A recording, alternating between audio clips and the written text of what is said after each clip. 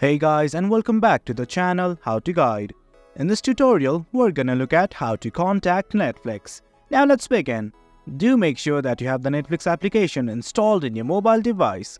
In case you have not, do install it right now. As you can see, I have successfully opened up my Netflix and I have logged in. So in case you have not, do log in right now. Now let's say we have some issues and we want to contact Netflix. So here's what we can do about it.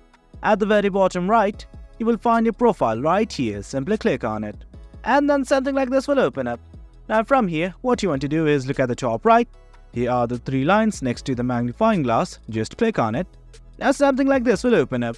Well, there are lots of options here like manage profile, app settings and such. But what you need to do is simply click on this help button right here.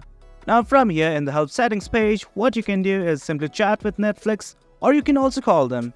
You can also request a title from them, and here's the help center right here. You can also click on it and follow the prompts. Here are the solutions. You can either chat with Netflix or call them.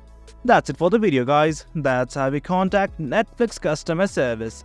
Hope you guys found this video informative, and for more content like this do remember to hit like, share and subscribe. Thank you.